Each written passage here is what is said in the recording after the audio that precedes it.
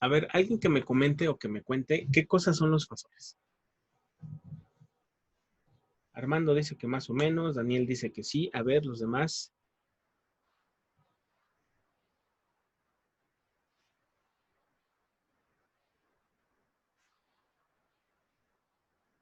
Más o menos, dice Santiago.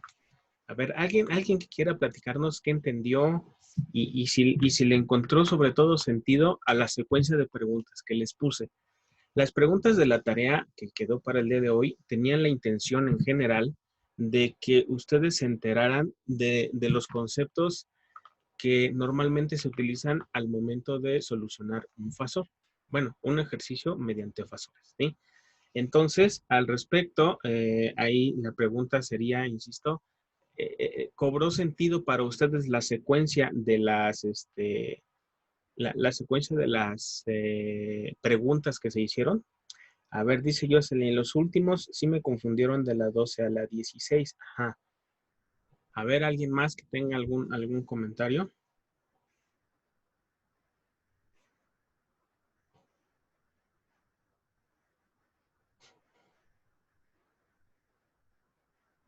Ah, ya. Ajá. Aquí, por ejemplo, dicen que no entendieron lo que significa eh, lo que es respecto al tiempo y respecto al fasor. Bueno, ese ahorita lo vamos a desmenuzar así lo más fácil posible, ¿sí? Bien, vamos a empezar diciendo que los fasores resultan ser una herramienta para cuando en un circuito estamos trabajando con señales senoidales, ¿sí? Cuando trabajamos señales senoidales, podemos aplicar este trabajo de fasores y los fasores lo que ayudan es a facilitar el análisis del circuito para no tener que meternos con ecuaciones diferenciales o con transformada de Laplace, ¿sí? Es decir, podemos tener un circuito grande con varios capacitores y varios inductores y la solución de ese circuito para encontrar los voltajes y corrientes en cada componente se reduce únicamente a hacer operaciones de suma, resta, multiplicación y división entre números complejos, ¿sí? Para ello, entonces, hay que tener el conocimiento de lo que significa una señal senoidal, cuáles son sus características, y en función de eso ya se desglosan todas las demás propiedades de los fasores con respecto a los componentes que se trabajan en un circuito, los cuales son resistencias, capacitores e inductores, ¿vale? Cuando hablamos de que estamos utilizando una señal senoidal, ¿sí? Una señal senoidal, recuerden ustedes que se describe de manera genérica como A, era AM seno de omega t. En eso creo que todos encontraron cuáles son las descripciones de una señal senoidal. A ver, alguien que me diga qué cosa es omega dentro de la descripción de la señal senoidal. A ver, cuéntenme.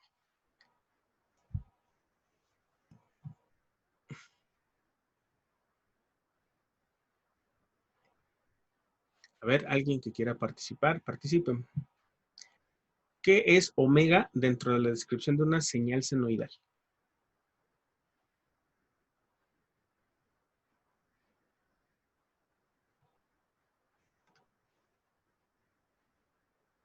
De hecho, esa era de las primeras preguntas, ¿no?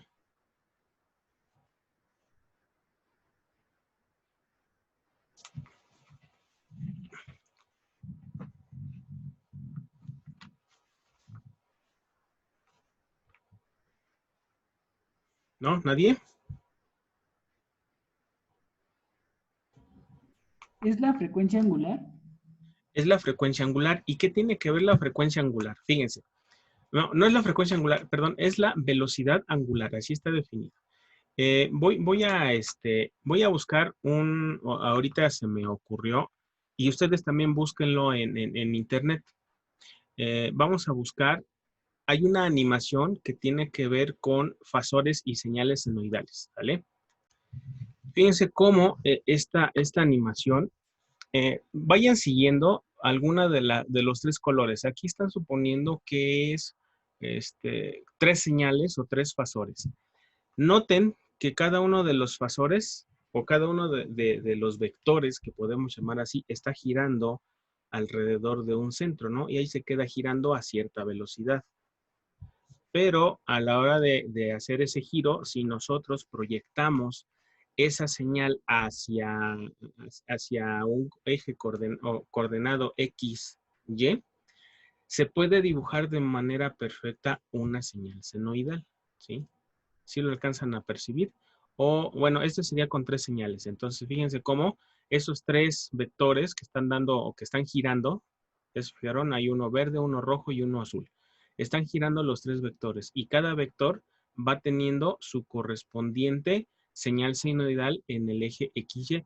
Eso es lo que es un fasor. Es decir, es una representación de una señal senoidal en el tiempo, pero a través de vectores que tienen magnitud y ángulo, ¿sale? Entonces, ahí tendríamos que ver a lo mejor alguno que nada más tuviera un solo vector. Permítanme buscarlo. Gracias, Eric. Fíjense, en este que estamos viendo, ya nada más estamos observando un solo fasor, ¿sí? Es decir, solamente un vector que está girando, ¿no? La velocidad de giro, si se fijan, está estrechamente relacionada con la velocidad con la que aparece ese giro reflejado en un eje XY, ¿sí? Entonces, la velocidad a la cual está girando ese vector resulta ser también de manera implícita el que origina la velocidad de cambio de la señal en un eje XY. Entonces, si la velocidad así en un círculo, si hacemos girar algo de manera circular, a esa velocidad se le llama velocidad angular, ¿cómo se le llama a la velocidad con la que se está generando la señal senoidal? A ver, digan.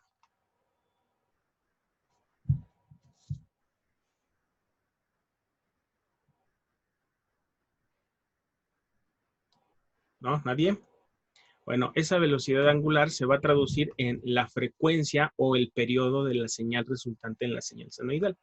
Entonces, por eso es que nosotros, mientras estamos en el dominio del tiempo, y aquí va con la pregunta que me hicieron hace un momento, ¿qué tiene que ver algo cuando está respecto al tiempo y qué tiene que ver algo cuando está respecto a los fasores? Ah, bueno, cuando estamos respecto al tiempo, lo que se realiza o lo que se hace es representar las señales senoidales, pues en función del tiempo, como es la señal normal.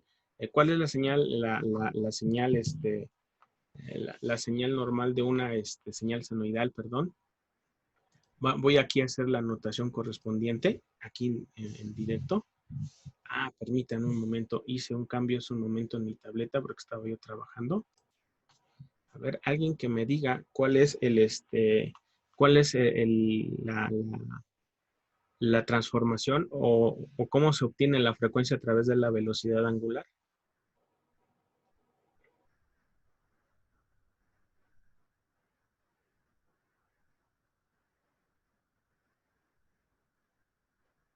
¿No? ¿Nadie? A ver, escríbanlo por acá en el chat o alguien que diga o hable, por favor.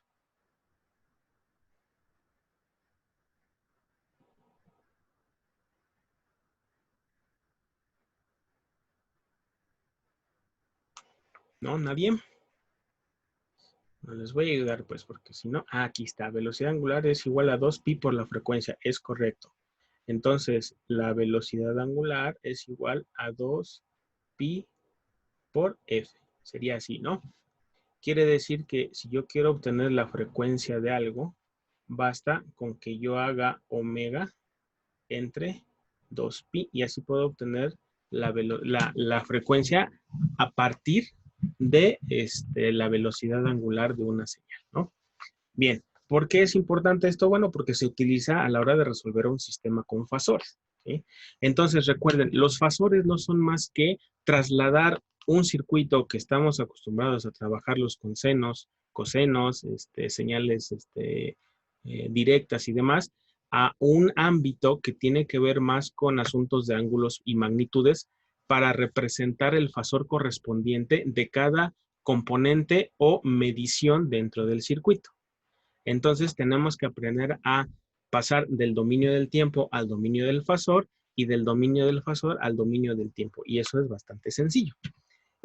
Supongan ustedes, por ejemplo, que esto que está en el dominio del tiempo, la definición de una señal senoidal, lo quisieran pasar al dominio de un fasor. Bueno, en el aspecto de señales de este tipo, para pasar a fasor, resulta que debemos cambiar este valor, que es el de la amplitud, que es la amplitud pico, a su respectivo valor RMS. Así está especificado para los fasores, ¿sí?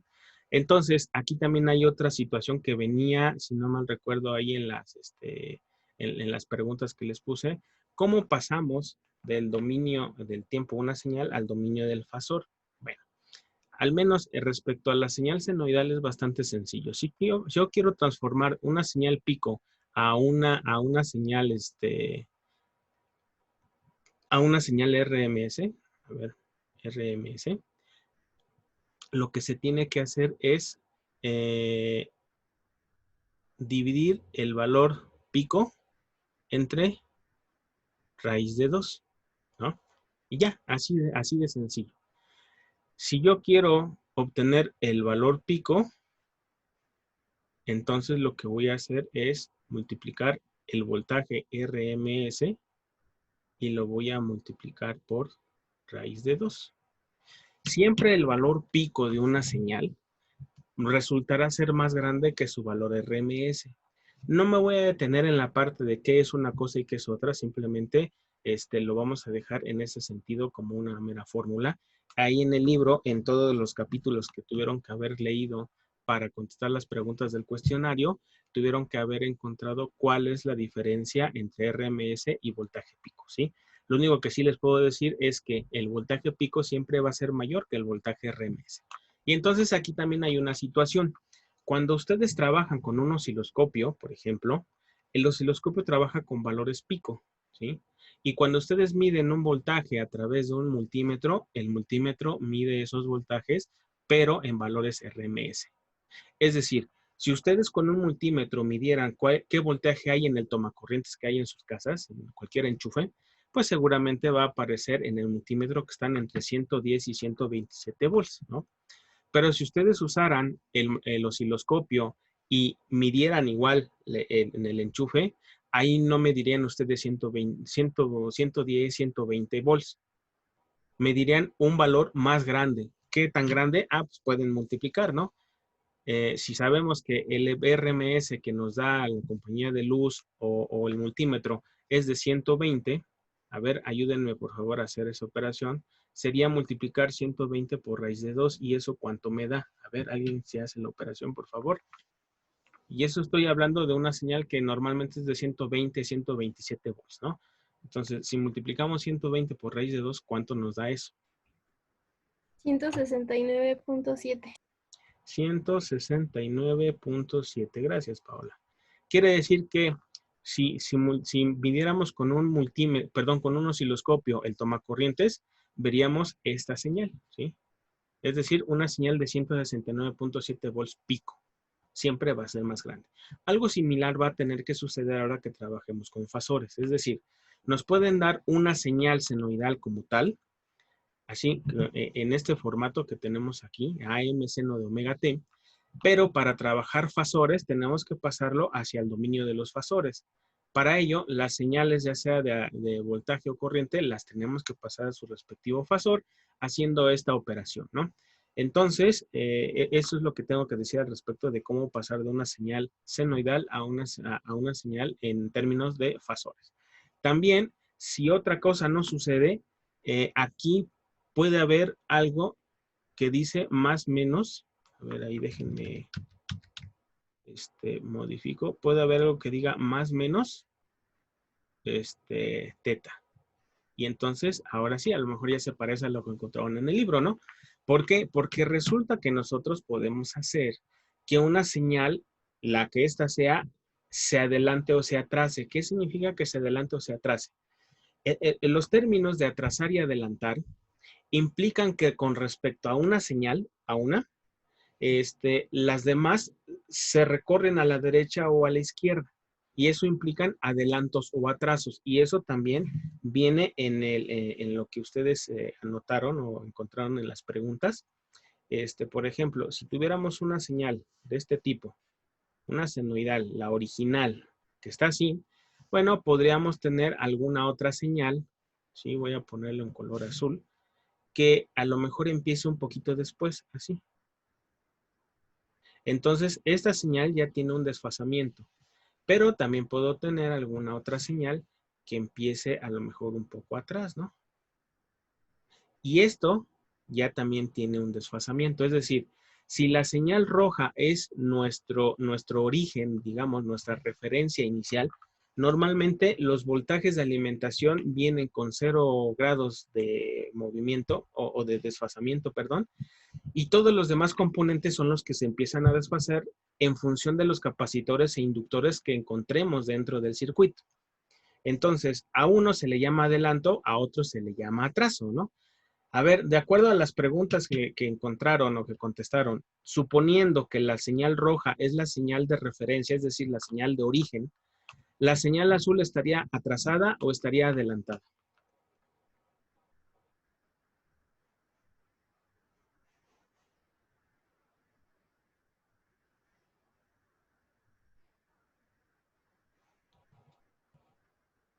A ver, alguien que me diga. La señal roja es la señal de origen, es decir, la señal de referencia. Ahora, en función de esas, díganme, ¿la señal azul está adelantada o atrasada con respecto a la señal roja? Está Atrasado, ¿no, Está profe? atrasada. ¿Por qué está atrasada? Porque inicia antes del valor 0. No, más bien inicia después de 0, ¿no? Es decir, si la señal original empezó en 0 y la azul está empezando un poquito después, si lo tomamos en cuenta en este punto, aquí, que aquí la estamos iniciando, entonces querrá decir que empezó un cachito después, ¿no? Sí, sí, sí. Perdón, es que estaba viendo la negra. Ahora, si tenemos la línea negra o la señal negra, entonces podemos decir que se adelantó.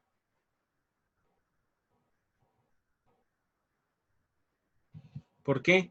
Ah, bueno, porque empezó antes de nuestra señal original. Entonces, independientemente de que encontremos que después tienen que ver asuntos de ángulos positivos y negativos, un atraso y un adelanto, eso es lo que significa que respecto a una señal de referencia, que típicamente es la señal de voltaje que estamos alimentando al circuito, respecto a esa señal, todas las demás se empiezan a mover de posición. Físicamente eso no puede ocurrir, más bien, físicamente todas empiezan en 0, pero en el tiempo se empiezan a recorrer unas con respecto a otras. Y lo vamos a ver en la simulación, ¿no? Entonces, eso también es importante que lo entiendan, porque a la hora de hacer los cálculos dentro de los fasores, o del ámbito de fasores, perdón, vamos a encontrar este tipo de situaciones en las cuales aparecen ángulos positivos y ángulos negativos. ¿Sí? Entonces, ¿por qué aparecen ángulos? Ah, bueno, por ahí incluso si hablamos acerca de los ángulos, y lo voy a dibujar aquí a pesar de que aquí esté girando esto, si yo tengo aquí en esta posición, aquí seguramente voy a tener 45 grados, ¿no? Aquí voy a tener 90 grados y así sucesivamente. Ahí nos la vamos llevando en cuanto a grados hasta llegar nuevamente ya sea a lo que conocemos como 0 grados o 360 grados. Aquí tendríamos 180 grados. Pero bueno, eso es con respecto al ángulo que va formando el vector que está girando. Pero eso también tiene que ver con la señal senoidal que podemos generar, ¿no? Es decir, una señal senoidal va a tener también su representación en ángulos sobre el eje de las X, a pesar de que normalmente el eje de las X lo consideramos como de tiempo. Sin embargo, también lo podemos considerar en términos de ángulo. ¿Por qué? Porque sabemos que en esta posición, ¿cuántos grados hay?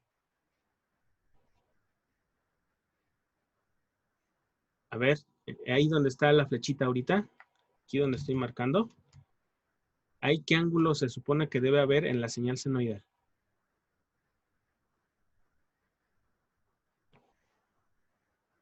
A ver, 180 grados, dice Armando, es correcto. Aquí debería haber 180 grados. Entonces, aquí, ¿cuánto debería haber? Pues fácil, ¿no? 90 grados. Y luego a una cuarta parte de eso, pues los 45 grados.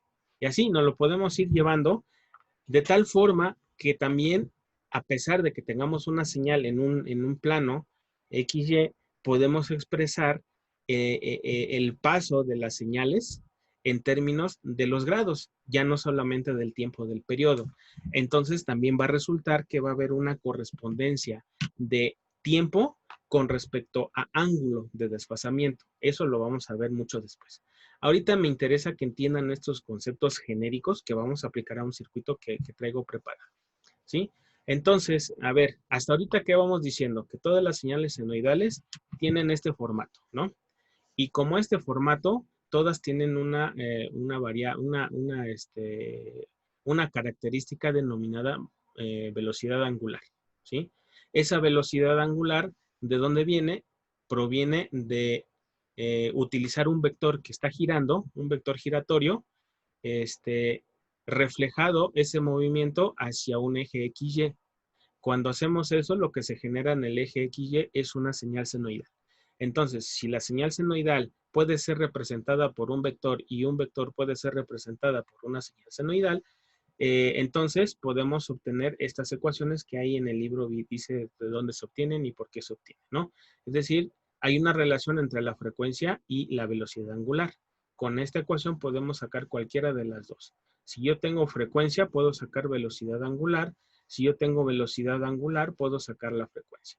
Ahora, esto se aprovecha para hacer o representar a una señal senoidal en términos de ese vector, es decir, cómo paso esta señal senoidal en el tiempo a su respectivo vector que está girando.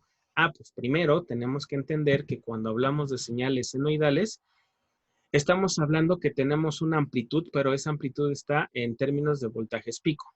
Cuando trabajamos con vectores, entonces lo tenemos que pasar, más bien cuando lo trabajamos hacia fasores, lo tenemos que pasar a sus valores RMS. ¿Cómo le hago para transformar valores RMS? Bueno, pues hago el valor pico entre raíz de 2. O si yo quiero el valor pico y tengo el RMS, bueno, multiplico el RMS por raíz de 2. Ponemos un ejemplo que tiene que ver con la señal que tenemos en los contactos, de la cual normalmente nos dicen que es de 120, 127 volts. Si lo multiplicamos por 2, entonces su valor pico real es de 169.7. ¿Sí? Entonces, el 120 es lo que mediríamos con un multímetro. El 169.7 es lo que mediríamos con un osciloscopio. Ahora bien, ¿por qué es importante todo esto de las situaciones de omega y demás? Bueno, porque omega, es decir, la velocidad angular, afecta a elementos que son reactivos, tales como los capacitores e inductores. ¿Cómo los afecta? Bueno, resulta que si tenemos una señal original como la que tenemos aquí roja, que es la que da origen a todo el movimiento de corriente dentro del circuito, si tenemos capacitores e inductores, las señales resultantes van a resultar movidas a la izquierda o a la derecha, dependiendo del componente, ¿sí? Ahora, ese movimiento se le llama desfasamiento y ese desfasamiento puede estar atrasado o en adelanto, ¿sí?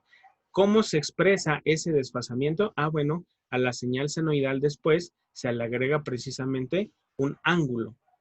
¿Qué ángulo? El ángulo de desfasamiento con respecto a la señal original, la cual típicamente se maneja que no tiene desfasamiento alguno. Es decir, la señal que está dando origen al movimiento de la corriente eléctrica dentro del circuito, casi siempre, a menos que el ejercicio lo diga, casi siempre se considera que tiene un voltaje sin ningún desfasamiento. Es decir, que el voltaje inicia precisamente en 0 y así se queda, no se mueve en ningún momento respecto a su fase, ¿sale?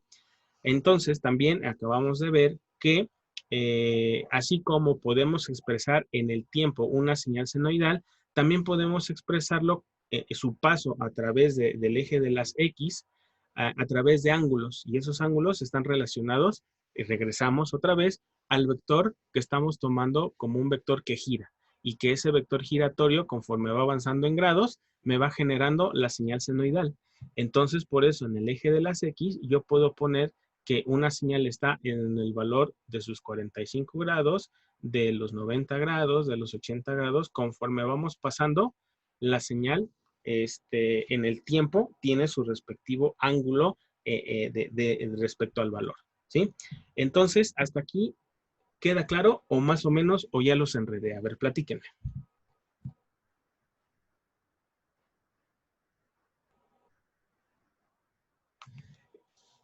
Tratando nuevamente de responder a Jocelyn, que por acá teníamos unas preguntas. Decían que no le entendían qué onda con lo de respecto al tiempo y al fasor, ¿sí? ¿Ya quedó claro eso, Jocelyn?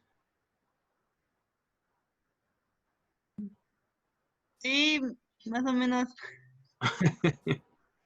O sí, o más o Pero menos, ya queda un poco más claro, ya no estoy más confundida. ¿sí? Bueno, el chiste es que conforme vayamos avanzando en un ejercicio, ahí van a entender en dónde se aplica todo lo que estamos viendo acá, ¿sale? Bien, entonces, creo que esta es la parte con la que nos podemos quedar. Eso sería el resumen del resumen del resumen, o sea, es una forma muy breve de explicar los conceptos que voy a utilizar en el ejercicio que viene a continuación, ¿sale? Entonces, permítanme, ¿puedo borrar todos los garabatos o alguien está copiando algo?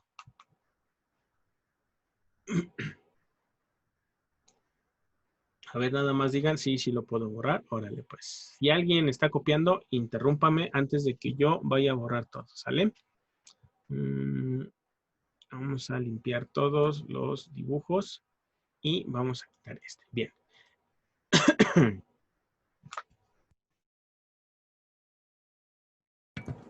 Este ya quedó. Ahora bien, vamos a ver cómo se aplica a un ejercicio. Fíjense. ¿Cuál es la diferencia con los ejercicios que habíamos estado viendo hasta la clase anterior que tenían que ver con capacitores e inductores? A ver, pero permítanme. Ahí está. ¿Cuál es la diferencia? Primero,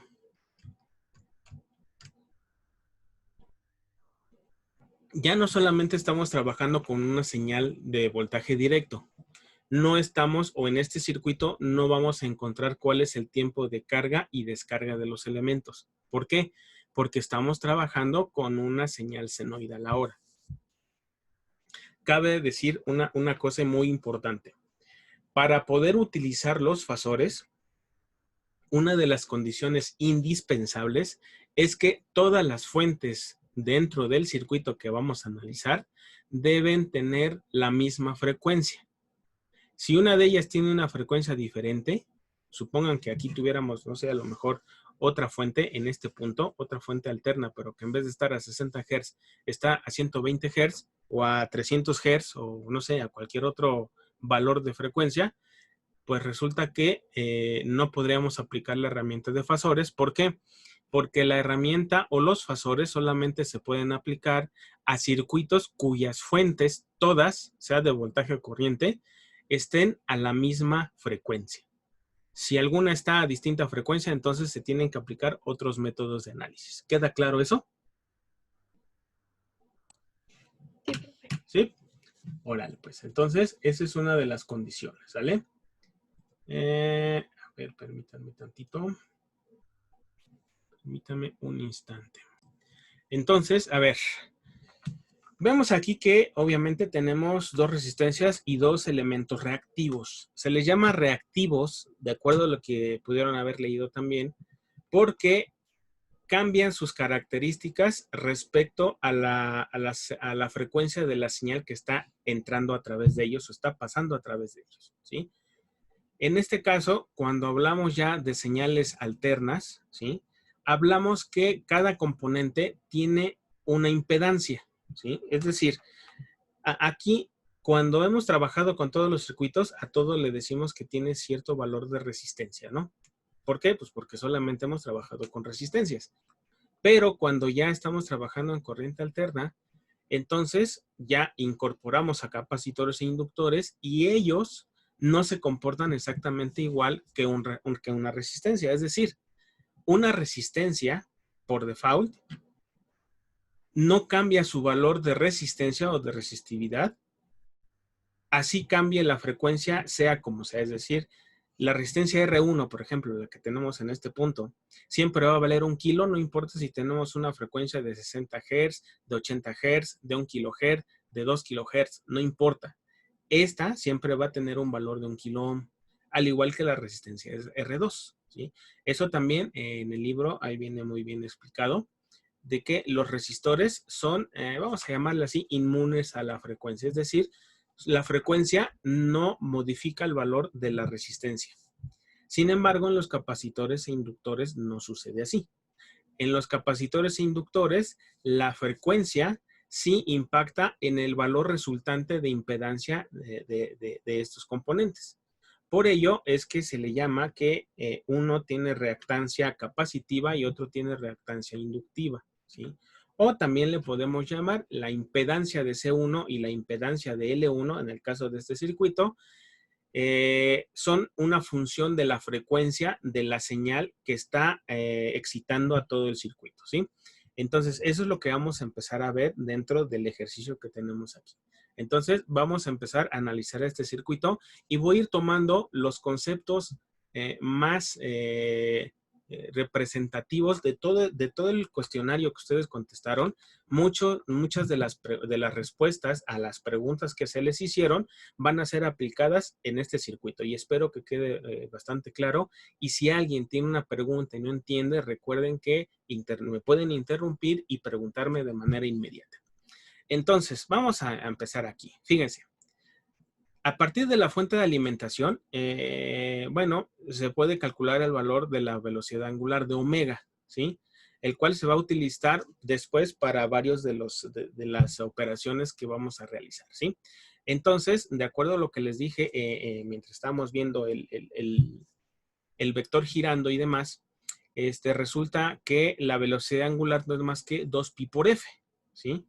Entonces, si tenemos 2pi por f, podemos calcular fácilmente cuál es la velocidad angular. ¿Cómo? Si ya sabemos que nuestra señal original tiene 60 Hz, bueno, pues simplemente multiplicamos 2pi por 60, lo que nos da 120 pi radianes sobre segundo, ¿sí? Entonces, lo que puse ahorita o lo que vayan viendo en color subrayado amarillo son los resultados que después se vuelven a utilizar en algún punto de la solución de este circuito, ¿sale? Entonces, ahora bien, ya que tenemos la velocidad angular, estas dos, díganme nada más si las encontraron y la pusieron como respuesta en las preguntas en donde les puse que cómo se calculaba la resistencia o reactancia, o no, creo que les puse la impedancia del capacitor, pero con respecto al tiempo nada más. Y de hecho, habían dos que se parecían, ¿no? Una que decía en función del tiempo y otra que decía en función de los fasores. Entonces, estas dos definiciones que estoy colocando aquí, esos son ya así de por vida, vamos a decirlo así, o sea, son por default, y ya el de cómo se obtiene y demás viene también especificado en el libro, no me voy a detener ahí, pero entonces resulta que la reactancia capacitiva se calcula como 1 entre omega por C, ¿sí? O si no tenemos la omega, pues ya sabemos que omega es 2pi por f, entonces puede ser 1 entre 2pi por f por c.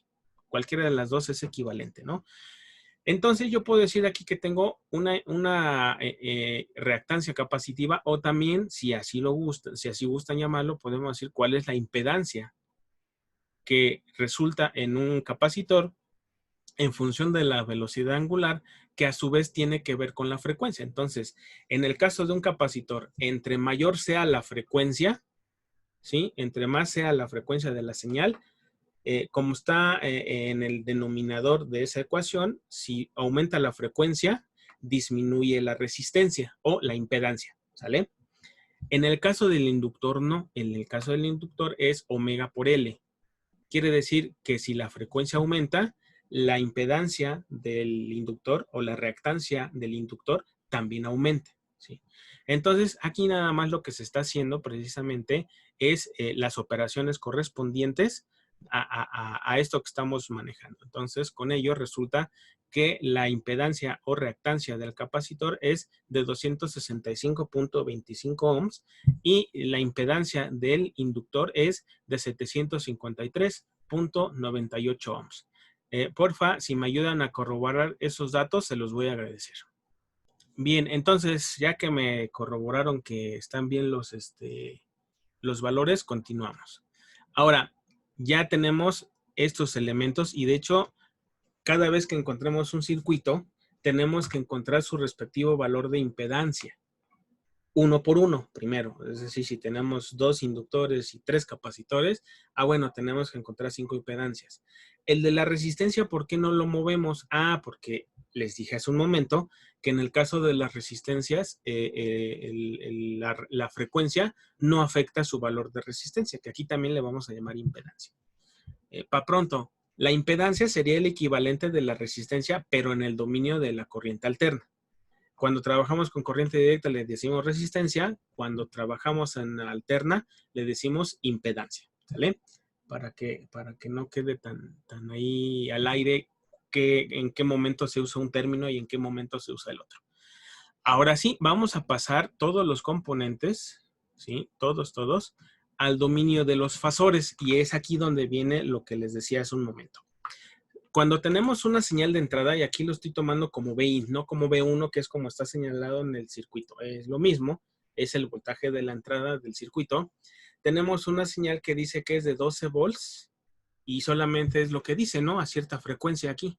12 volts a cierta frecuencia. Bueno, pero si yo lo quiero pasar a términos de la descripción general de una señal senoidal, bueno, va a resultar que eso va a ser 12 seno de omega t. Pero como tenemos una frecuencia de 60 Hz, ya sabemos cuánto vale omega, 12 pi. Entonces, por eso aquí le colocamos 12 pi por t. Y ya. Eso sería transformar la señal que tenemos en el circuito a su descripción o su notación matemática.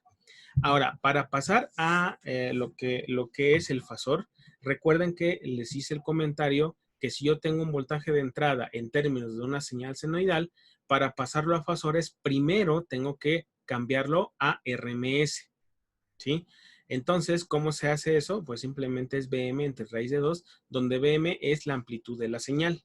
En este caso, para el circuito en el que estamos, Vm vale 12, entonces voy a hacer la división de 12 entre raíz de 2. Y eso me va a dar 8.48. Lo que implica entonces que la señal, el fasor, que es la traducción de la señal en el tiempo hacia su señal en el fasor, es de 8.48 con un ángulo de 0 grados.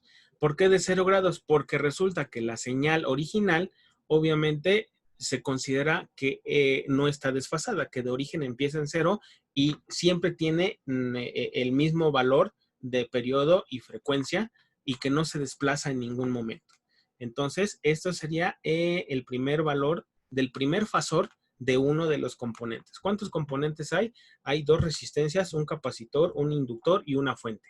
Quiere decir que debemos pasar todos los elementos a sus respectivos 5 fasores para poder hacer las operaciones correspondientes. Quiero, por favor, nada más que verifiquen que el resultado del voltaje de entrada sea correcto y me lo confirmen aquí en el chat, por favor.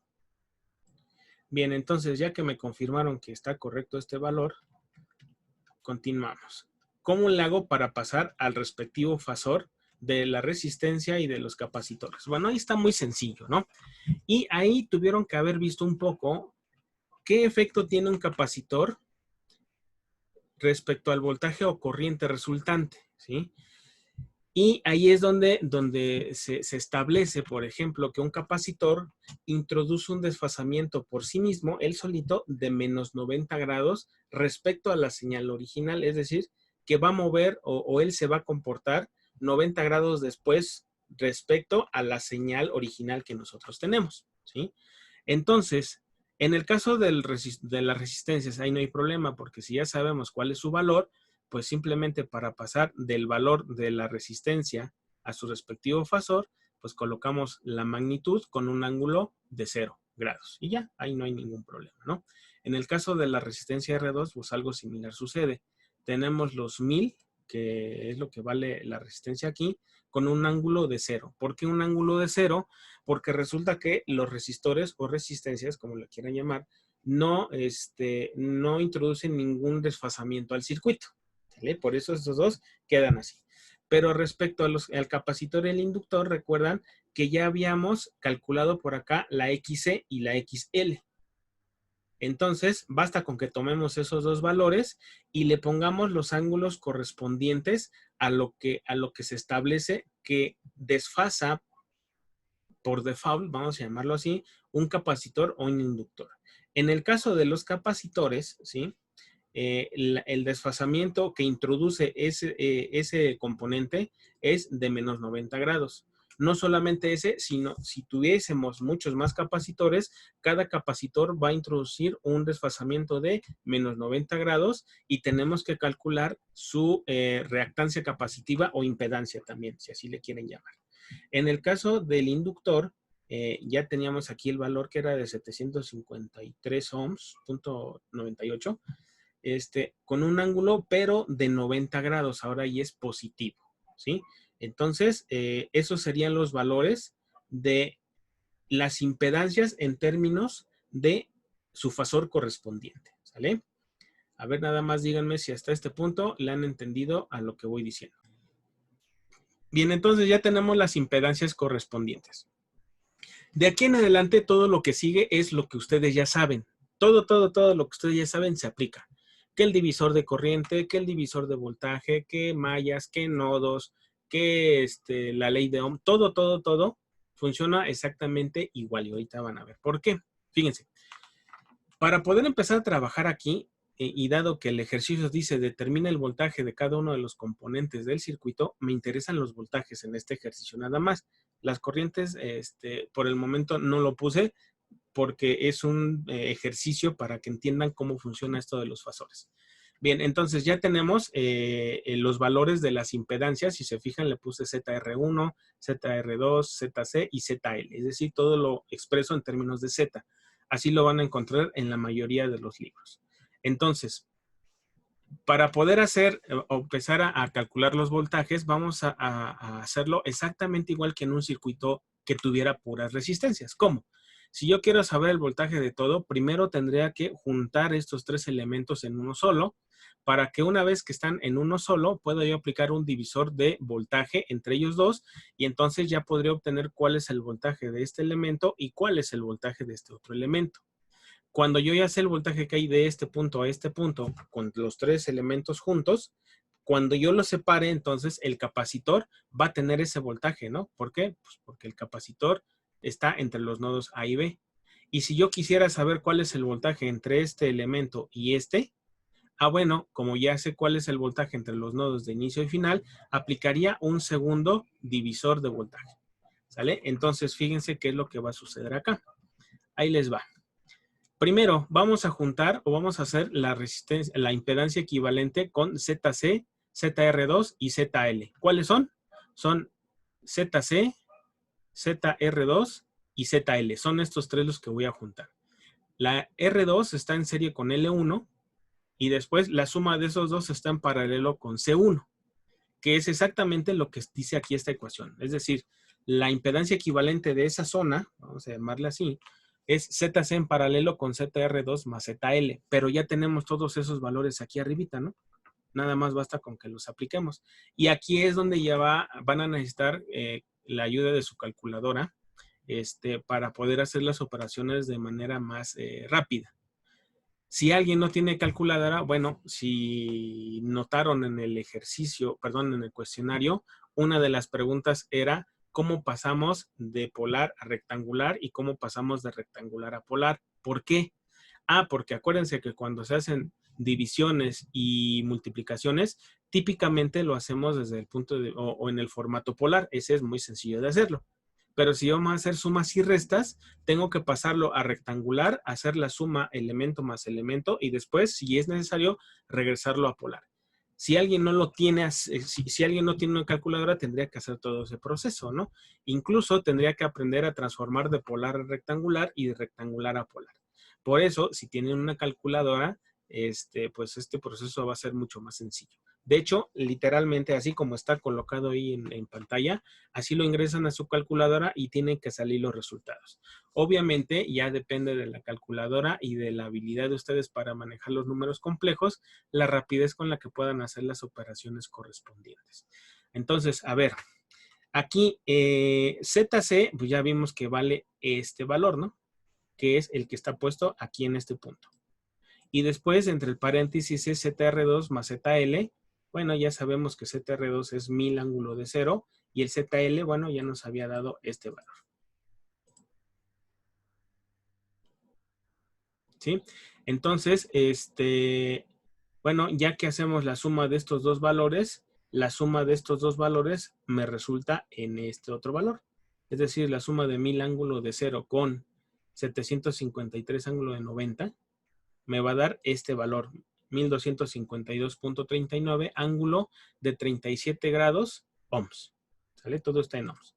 Y ya después hago literalmente, así como ustedes ya saben utilizar o saben obtener el paralelo de las resistencias, opera exactamente igual con las impedancias. Es decir, ustedes van a hacer el inverso de la suma de los inversos, o pueden usar la operación de R1 por R2 entre R1 más R2, que en este caso sería Z1 por Z2 entre Z1 más Z2.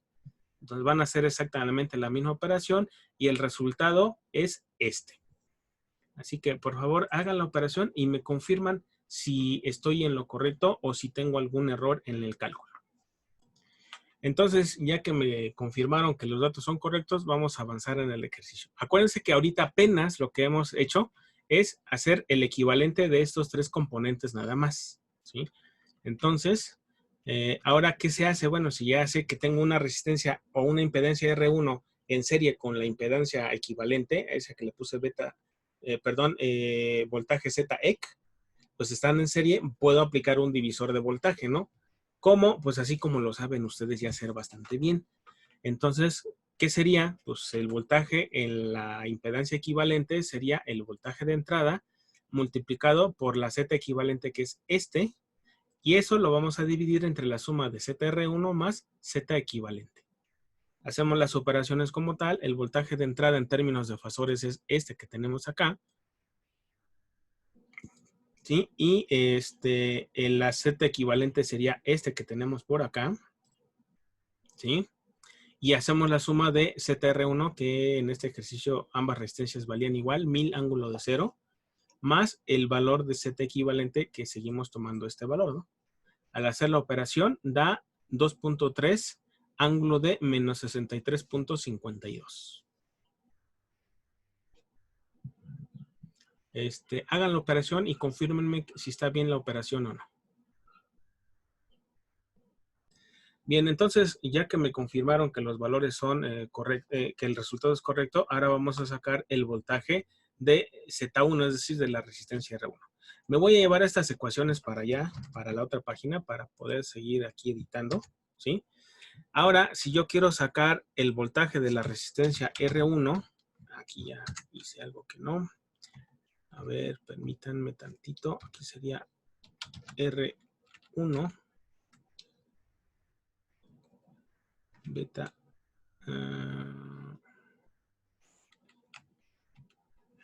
BZ, pero está en mayúscula, Z1, ¿sí? Aquí, en vez de tener este BZ equivalente, aquí tendríamos que colocar el de BZ1, ¿no? Entonces, permítanme tantito, nada más voy a ir acá a donde está ecuación para colocar el término como debe de ser, ¿no? Z, aquí sería R1. ¿Está? De hecho, lo hubiera podido copiar de acá abajo, pero bueno. Y eso sigue siendo igual, ¿no? ¿Qué va a cambiar en este? Lo único que vamos a pasar a la parte del numerador sería esta parte de la ecuación, control C. Y aquí voy a colocar en lugar de este valor, que era el de la Z equivalente, pues voy a poner el de la resistencia nada más. Obviamente este valor ya no es, ¿no? Ahorita vamos a hacer el cálculo a ver qué nos da. ¿Me ayudan a hacer el cálculo, por favor? Bien, entonces ya después de hacer la operación aparece esto, ¿no? ¿Cómo podemos saber? Ah, no, pero aquí me estoy equivocando porque aquí debió haber sido... espérenme. Aquí debe haber sido Z mayúscula y aquí ya debe ser un 1, ¿no? Aquí debería ser... No, debe ser... De hecho, no es Z... tiene que ser ZR1. A ver, entonces déjenme aquí en lo de las ecuaciones. Déjenme cambiarle nada más aquí algo, porfa. ZR1, porque es el que estamos sacando ahorita, ¿no? ZR1. Entonces voy a copiar este aquí para ya no hacerle. Y aquí también la tengo que copiar. Ahí quedó, ahora sí. Entonces eso sería el resultado. Pregunta, Profe, sí, dime. bueno, es que acá en la cuestión dice ZEQ y puso el valor puso otro valor en la operación, porque en ZEQ nos había dado 2.3, ¿no? ¿En dónde, perdón? ¿Acá? En la parte de la suma, abajo. Aquí. ¿En esta parte? Ajá, ahí puso 298 y no se supone que iba el valor de ZEQ, que es el de acá arriba. Sí, aquí está, ¿no? Es este. Ah, es que acá abajo. Ah, ok, ya vi cuál es. Ok. Sí. Aquí, bueno, aquí como divisor, acuérdate, es la resistencia a la que me interesa entre la suma de las dos, multiplicado por el voltaje de entrada. Acá, lo único que cambió fue lo de arriba y lo de abajo se quedó exactamente igual. ¿Vale? Sí, es que lo confundí con el del voltaje. Órale, ya estás. Bueno, ahora, ¿cómo saber que estamos bien? Ah, pues fácil, ¿no? Sumen este BZEC más este BZR1 y a ver qué les aparece. Es más, hasta aquí ahorita voy a colocar esto así, que yo no sé por qué apareció hasta acá, pero bueno. A ver, control Z, vamos a ponerlo nada más esto aquí así.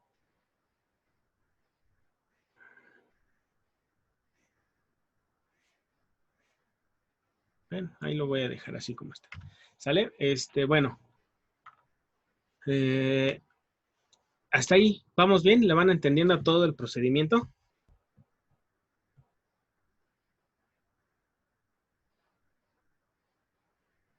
Dicen que sí por acá, la mayoría. Órale, pues. Bien, entonces, fíjense aquí cómo continuamos con esto. Ya tenemos los dos voltajes. A ver, quiero que hagan la suma de estos dos y me dicen si da lo mismo, ¿no? Es decir, ¿qué es lo mismo? Tendría que dar este voltaje, el 28.48 ángulo de cero. ¿Podrían hacer la operación? A lo mejor no les da exactamente igual porque en los ángulos ya le truncamos muchos decimales, pero tiene que dar algo muy similar a 8.48 con ángulo de cero. ¿Sale? A ver, hagan esa operación y me dicen qué les da. ¿Qué seguiría después? Ya que vimos que la suma de estos dos sí da el valor del voltaje de entrada, díganme, ¿cómo le hacemos para calcular todos los voltajes? Porque ahorita tendríamos el voltaje de R1. En todo caso, si volvemos a separar la Z equivalente, tendríamos el voltaje del capacitor 1, pero nos falta el voltaje de R2 y de L1. Y dicen por acá, ley de Ohm. A ver, ¿alguna otra opción aparte de la ley de Ohm?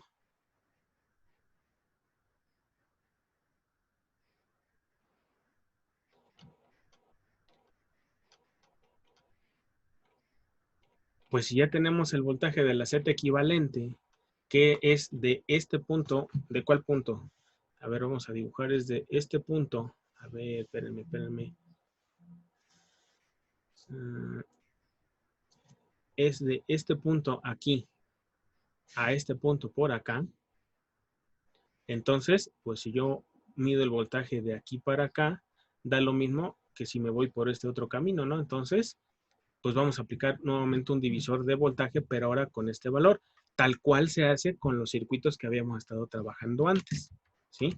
Entonces, es lo que vamos a realizar ahorita, utilizando ese voltaje que ya habíamos visto, ¿sí? Permítame un momento. Listo y listo. A ver, ya que sabemos el voltaje, ¿cuál voltaje? De hecho, me lo voy a llevar para allá abajo. Control C. Y ahora para calcular el voltaje R2. Aquí es R2. ¿Y cuál era la otra? Y L se aplica nuevamente un divisor de voltaje. Ahora, recordando que cuál es el voltaje de BZ equivalente, que es de donde salió, ¿no? De hecho, aquí podemos ponerle que es ZR2 porque así lo estamos manejando. Y aquí estamos manejando que es Z. ¿Cuál Z? La ZL. Ahí está, ahora sí. Y aquí es el voltaje. Listo. Entonces, si ya tengo ese voltaje de equivalente, pues ahora voy a utilizar ¿cuáles ecuaciones? Me voy a regresar por acá y voy a utilizar esta ZL. A ver, permítanme. Esta ZL la voy a llevar por ahí abajo. Aquí voy a ir poniendo las ecuaciones para formar las ecuaciones. Se escucha raro, ¿no? Las ecuaciones para hacer las ecuaciones. Entonces, si ya tenemos esas dos, entonces acá lo que puedo hacer es eso. Ya tenemos todos los elementos para hacer el divisor de voltaje, pero ahora con respecto a esos dos elementos, ¿no? Entonces, déjenme, le quito nada más lo amarillito. Ah, pero no se le quita, miren. Sin color, no me deja. Ahí voy, tranquilos, tranquilos. No, así lo voy a dejar por el momento. Después averiguo qué es lo que está sucediendo con Word. Bueno, ahora vamos a hacer el divisor. Me voy a traer una de las ecuaciones de por acá para ya no tener que volver a editarlo, que es un poquito más difícil. Entonces, aquí tendríamos primero, vamos a empezar con la de R2, ¿sale? Vamos a empezar con R. Se pone terco de pronto esto.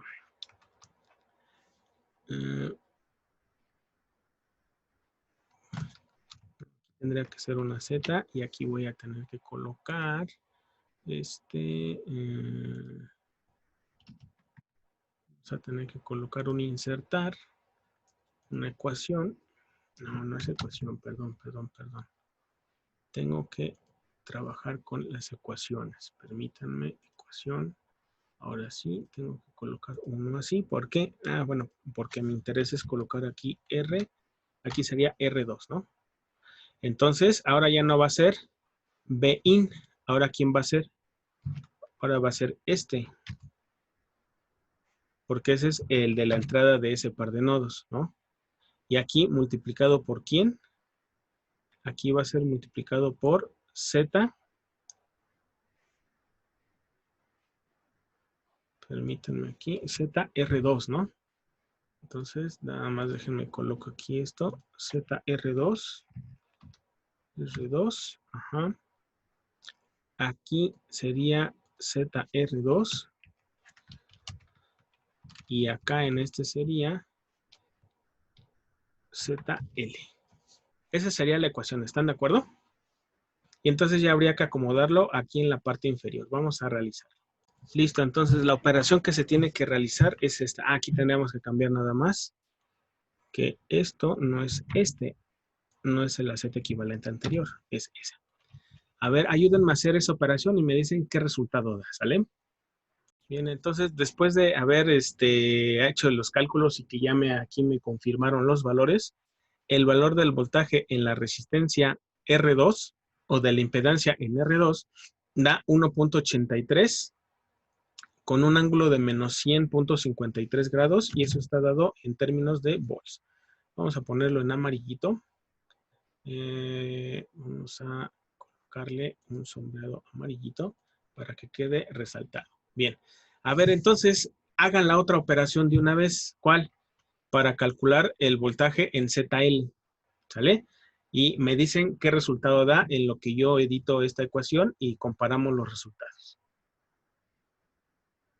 Bien, entonces ya después de haber hecho la operación, ya me ayudaron a calcularla, resulta que el voltaje en ZR2 es precisamente 1.38 con un ángulo de 10.53.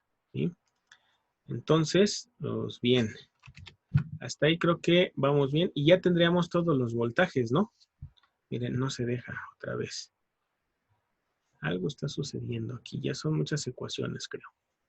Bien, ahí creo que van entendiendo todo. Al final de cuentas, si se fijan cuántos voltajes se obtuvieron.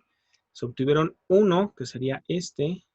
Ah, bueno, pero aquí no sería el Z2, ¿verdad? Aquí sería el voltaje de ZL. Aquí una disculpa, aquí vamos a colocarle ZL, ¿sí? Y este también vamos a colocarle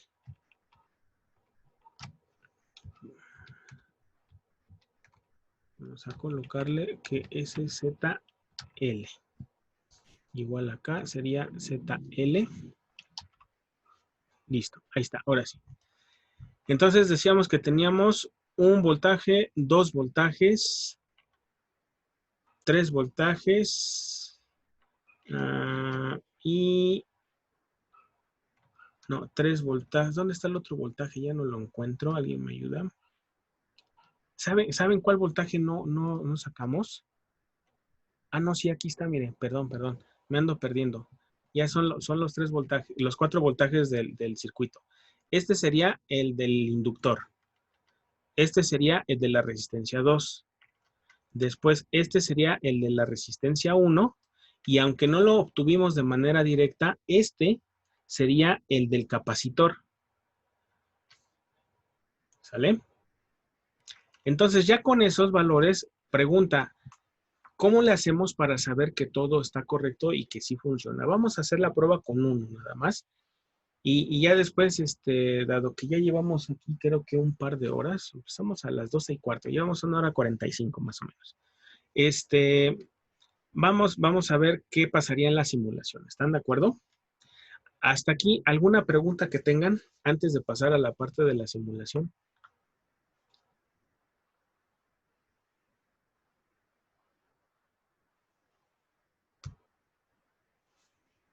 ¿No, nadie? ¿Sí le han entendido todo de manera correcta? ¿Alguna pequeña duda que tengan? ¿Algún detallito que no le hayan entendido bien? A ver, díganme. Dicen, no, que ya está claro. Órale, pues. Entonces, vamos a hacer la prueba. Fíjense, me voy a fijar solamente ahorita y después voy a completar el ejercicio para ponérselos en plataforma. Hasta esta parte lo voy a dejar y ya van a aparecer algunas otras operaciones después para mera explicación. Pero, ¿cómo saber si lo que estamos haciendo es correcto? Pues fácil, si ya tenemos las magnitudes de los voltajes que andamos buscando, a la hora de hacer la simulación también podremos encontrar las magnitudes correspondientes, ¿no? Entonces, fíjense, me voy a ir a la simulación, que no venía preparado, ¿verdad? Pero ahí está. Estamos. Y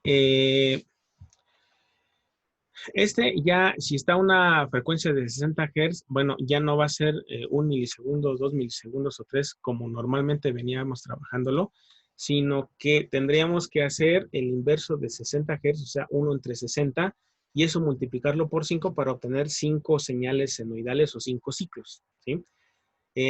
Da 83.3 milisegundos, entonces yo lo redondeé o lo pasé hasta 90 milisegundos y no hay ningún problema con la simulación correspondiente. Ahora, si yo hago la simulación, vamos a hacer la simulación, déjenme ver ahora nomás dónde quedó mi ventana, acá está la ventana, ¿sí? Voy a poner primero el primer marcador, que sería en este punto, si se fijan. A la hora ya de irnos para acá, pues ya tenemos los 12 volts. Voy a hacer un poquito más ancha la línea para que se pueda ver bien. ¿Sí? Ya tenemos la señal senoidal, la de entrada. Ahora bien, ¿qué hacemos con la otra señal? El más sencillo de encontrar a lo mejor es el del capacitor y después probamos con el inductor. Son los más sencillos de encontrar. Voy a colocar aquí un marcador. Es de voltaje, ¿ya vieron? Entonces, si yo coloco ese marcador de voltaje, aquí ya podemos ver que la señal efectivamente empieza en 0. No sé si logran ver aquí. Empieza en 0, pero con el tiempo se recorre. ¿Ya vieron? Vamos a tomar en cuenta este punto que estoy marcando. Aquí inicia uno de los ciclos. Y la señal resultante, la del capacitor, ¿cuándo inicia?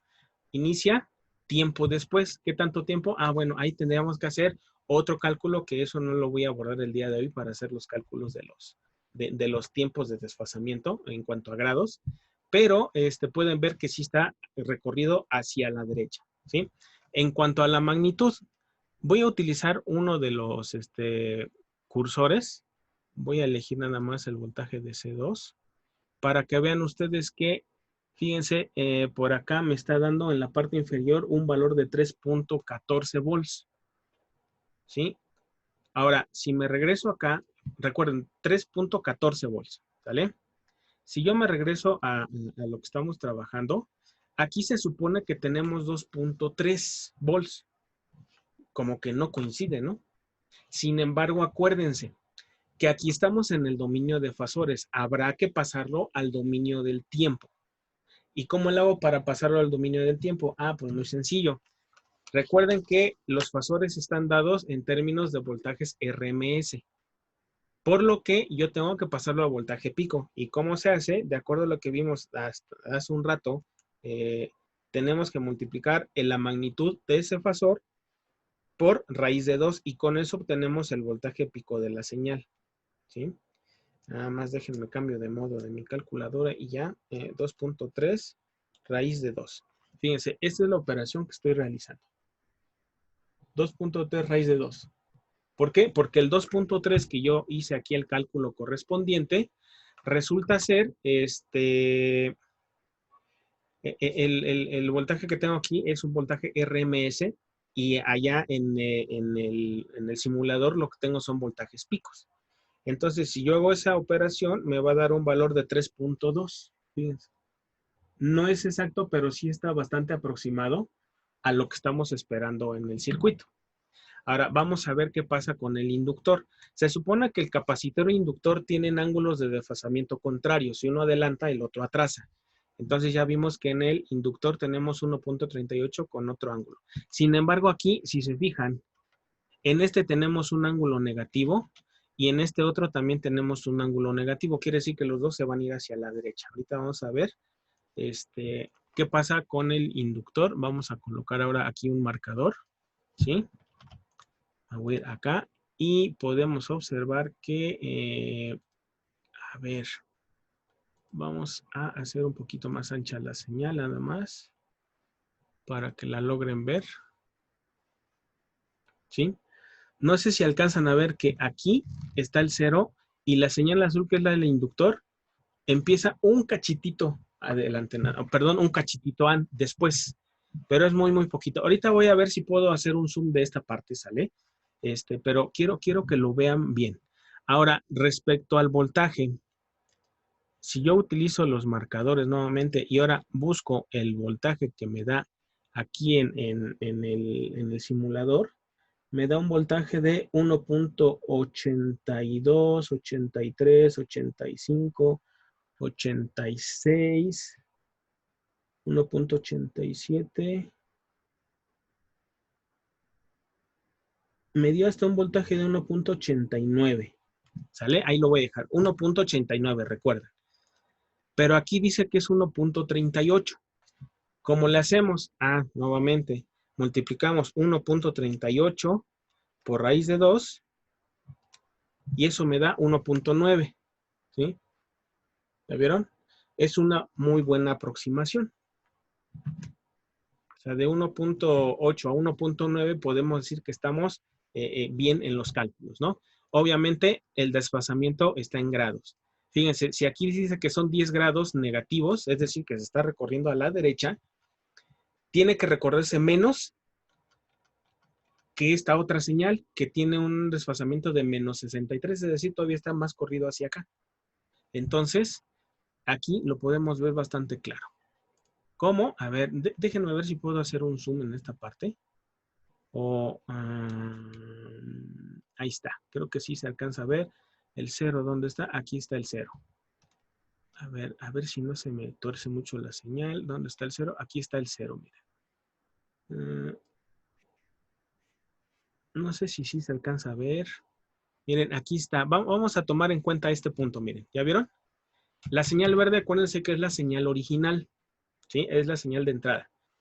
Aquí puedo marcar en este punto. Voy a marcarlo incluso. Aquí donde estoy marcando, estaríamos cruzando por el 0. Esa sería nuestra referencia. La señal azul empieza después, ¿sí o no? Y la señal roja también empieza después. Pero de acuerdo a los ángulos que vimos acá, este empieza ¿dónde estaba? Menos 10 grados después de la señal original. Y sí, como que sí concuerda, ¿no? ¿Por qué? Bueno, pues porque sí es cierto que empieza después, pero no se compara con el tiempo que transcurre para la línea roja, que es del capacitor, que empieza a un ángulo de menos 63, es decir, está todavía más recorrida hacia la derecha. Así es como se ven los desfasamientos y eso es lo que significan los ángulos que encontramos en los fasores, ¿sí? Es decir, tenemos la señal de referencia a la original, el voltaje de la entrada, y todos los demás van a actuar en función de esa señal que se puede hacer en los componentes, en los que esto sea en adelanto o en atraso. En este caso, como los dos tienen signo negativo, los dos ángulos, tanto del voltaje en el capacitor como del voltaje en el inductor, como tiene signo negativo, entonces podemos ver que el corrimiento está hacia la derecha. Y sí coinciden las magnitudes, es decir, el desfasamiento o el corrimiento de la señal azul es menor que el corrimiento de la señal roja, que es mucho mayor. ¿Por qué? Porque el ángulo de fase de la señal azul, que es la del inductor, es de menos 10 grados, si no mal recuerdo, y la de la roja es de menos 63. Entonces, por eso vemos que sí hay diferencia y aquí se puede ver de manera bastante clara. Bien, voy a completar este ejercicio para dejárselos en plataforma, ¿sí? De aquí lo único que haría falta es pasar todo esto a términos de tiempo, ¿sí? Estamos en el dominio de fasores, lo podemos dejar en el dominio del tiempo y así es como debería quedar, porque cuando medimos las señales, las medimos de acuerdo a lo que tenemos aquí en un osciloscopio. Ahorita, como no tenemos un laboratorio físico y estamos trabajando con el simulador, pues bueno, aquí podemos ver que efectivamente sí coincide lo que estamos tratando de trabajar. A lo mejor por el momento no voy a ser muy exigente con el asunto de que midan exactamente la fase de las señales, pero sí voy a pedir que se fijen si el desfasamiento está acorde con lo que dicen los ángulos en cuanto a lo negativo y lo positivo. Es decir, si un ángulo dice que es negativo, con respecto a la señal original tiene que estar hacia la derecha, y si es un ángulo positivo tiene que estar hacia la izquierda. ¿Sale? Bien, entonces, creo que hasta aquí la vamos a dejar el día de hoy. Espero que, yo sé que es un tema bastante extenso. En otras circunstancias, normalmente este tema lo doy en 2, 3 sesiones. Sin embargo, un poquito por la premura del tiempo, para que podamos terminar en tiempo lo del curso, bueno, me atreví primero a dejarles ese cuestionario para que se enteraran de los conceptos generales, y después ya hacer un ejercicio muy concreto donde vieran la aplicación de todo eso que les pregunté en la tarea aplicado a la solución de un circuito, ¿sale? Entonces, pues espero que haya sido bastante claro la explicación. Si algo no hay claro, ya saben que, si algo no está claro, perdón, ya saben que pueden preguntarme sin ningún problema, ¿sale? Entonces, hasta aquí dejamos este ejercicio.